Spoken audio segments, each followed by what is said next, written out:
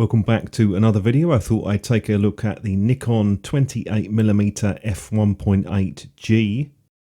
First off, I'll just put the specifications up on screen there so you can have a look at that. A couple of points to note is that this is quite a long lens really for a prime lens of this focal length. Case materials are plastic. It doesn't feel cheap, but it doesn't feel very heavy. It's fairly light, just over 300 grams. We have quite a wide focusing ring on this. You will notice there's some slight play if you only turn it very slightly. This is mechanically linked focus though, so that is a good thing in my books. Here we have the focus switch, so manual and auto and manual focus. Not much to see on the back other than the serial and the lettering. You'll notice this does have the nano crystal coatings, which evidently reduces ghosting and flare. You'll see there we do have a gasket going around the metal lens mount, and the tab there, that is the mechanical aperture control.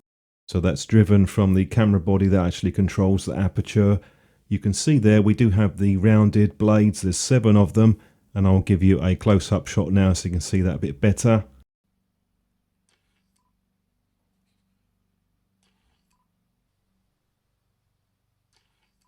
Focus speeds on this lens are what I call moderate. They're not fast and they're not particularly slow either. Just to show you the HB64 hood. This is the standard hood that is shipped with the lens. Build quality on this lens feels very similar to the 50mm f1.8G.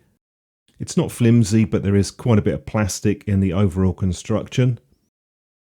We'll start off with a few optical tests now. At f1.8 you'll see there is quite a bit of vignetting there in the corners. And you'll notice that when we stop that down, that does start to clear up. There's still a fair amount at f2.8, but it's largely gone at f5.6. Distortion isn't too bad on this lens. It's only a small amount really. Going on to the resolution now, just a couple of quick tests on this. In the middle at f1.8, it's quite good. The detail and resolution is quite decent. It does slightly improve in terms of the contrast when you stop it down. This lens is very usable wide open, at least in the middle and across most of the image. When we go and look into the corners, the extreme corners at f1.8, a little bit of softness there, but it is really a fairly small area. What happens is once we stop that down, that gradually improves. You'll see quite a jump at f4, and then f5.6, it's pretty much spot on across the entire frame. I didn't see any difference between 5.6 and f8, and that includes shooting out in the real world as well. 28mm is reasonably wide, it's 75 degrees. If you're on APS-C, quite a big difference. It's equivalent to around about 42mm. Let's have a quick look at the close focus. This lens does get pretty close, 25 centimeters, and that's to the focal plane as well. So the lens is pretty close to the subject. You'll notice we do have though some chromatic aberration, a bit of purple fringing, and some of the outer focus areas as well. That does clear up when you stop the lens down. I've done a few other shots now just to give you some examples of this chromatic aberration, and you can see here in the background, I'll zoom in closer so you can see we do have a sort of cyan effect in the outer focus areas. It is possible to correct that, but it can be tricky. It really depends whether or not you've got a subject which has very similar colours to that. It can be difficult sometimes to separate it or take it out. It's much less of an issue once you start to stop the lens down. It can still be there around about f2 or even f2.8, but it's really wide open where you're going to notice that the most. Something to bear in mind, I don't find it ruins shots myself, but it can be there and it's something that is worth mentioning. Here's another example at f2.5 just to give you an idea of what you can expect. I did read some reviews online that said that there was focus shift for this lens, so I did my own tests, and honestly I haven't seen any focus shift at all. These were taken with the optical viewfinder and the focus is exactly the same regardless of the aperture. So I'm not sure what's going on there. There may have been earlier review samples that other people had. I've seen it mentioned on a few sites. Not seen it to be an issue at all. The lens does quite well with lens flare. There is a bit, but it's fairly well controlled. Perhaps that's down to those nano crystal coatings. I'll just give you a bit of a commentary now on some of my thoughts with this lens and give you some examples.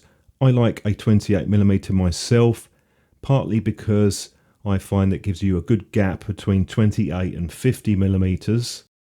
But I know some people might prefer a 24 millimeter.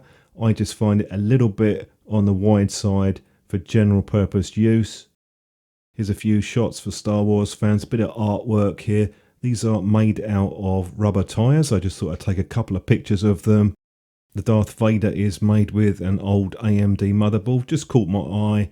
And when I was out and about, it's quite clever how they've screwed in the rubber to make the characters. And I have to say, I do quite like the defocused effect on this lens. It is, for the most part, quite nice and smooth in the background, and it's also very decent at f1.8 in terms of the resolution and contrast. But of course there are other things that you can use this for, such as landscape photography, although it's not as popular these days as I think it used to be with the wider angles. Really comes down to which focal lengths you prefer. I've always liked a 28 myself. That's partly down to the fact I was sort of stuck with the 35mm to I think it was about 110mm zoom for a long time. So when I got 28, it was quite a big difference in terms of the angle of view that you get compared to a 35mm.